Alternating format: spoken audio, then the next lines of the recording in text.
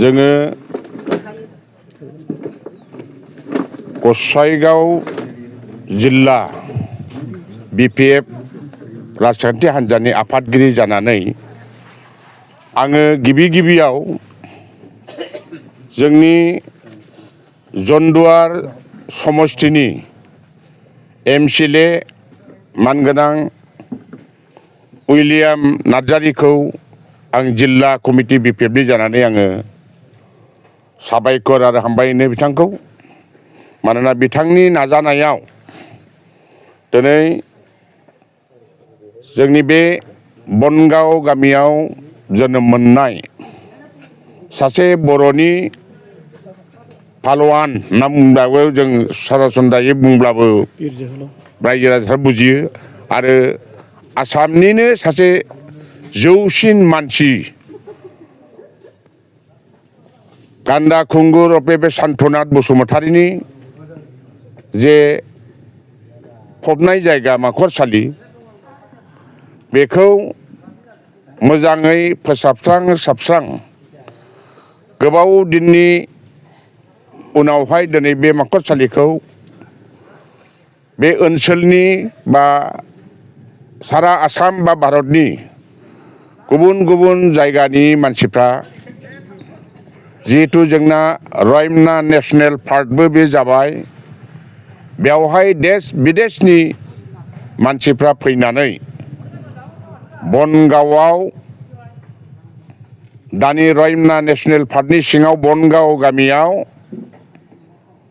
बर' जातिनि बिमानिफ्राय सासे सान्थनाथ गलदं होननाय मुंनि सासे बोलोगोरा अर्थात बिर जोहोलाव बादि जोनोम जादोंमोन। बेयो इसिबां गोजौ जेनेबा 7 फुट 2 इंचि आरो जोबोद जोङो सिनेमाफ्राव जेरै दारासिं होननानै पालवानफोरखौ जों खोनायो बेफोरबादि पालवान बोलोगोरा टाइपनि सासे बोगदाद जोहोलावनि हाखरसालिखौ दिनैहाय उइलियाम नार्जारिनि नाजानायाव जाफुंसारै लुफुंनानै बे न'खरनि फंबाय आरो बेवहाय बा न'खरनि जाथि खुरमा आरो रायजो राजाखौ लाफानानै बेखौ आनुষ্ঠাनिक भाबै आंनि आखाइजों रिबन हास'नानै रायजोनि नुजाथिनायनि थाखाय बा दर्शनार्थिनि बयबो नायनांगौनि थाखाय बेखौ बेखेवनाय जाबाय आरो बे बेखेवनायनि लोगोनो बावहाय जाहाथे दिनैनिफ्राय बयनिबो नोजोरा जाहाथे गोग्लैयो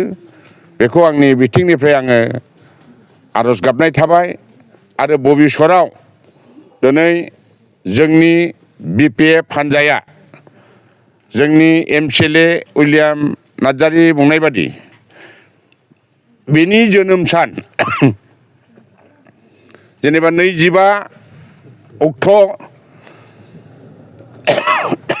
अक्ट'बर बे जोनोम सानखौ गाजा गोमजायै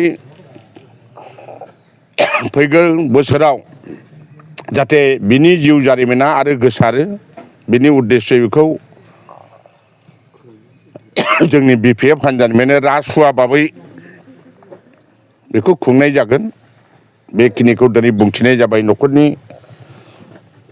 फंबायफोरनि सिगाङाव रायजो राजाफोरनि सिगाङाव आरो जाहाथे बिनि मुङा जेरावबो गोसारो आरो बे मोनसे टुरिजिम मोनसे सेन्टार बादि जालाङो बेखौनो आङो अबंलावरिनाव आङो आरज गाबनानै आंनि बुंनायखौ बेखिनिखौनो आं फोजोबबाय आरो।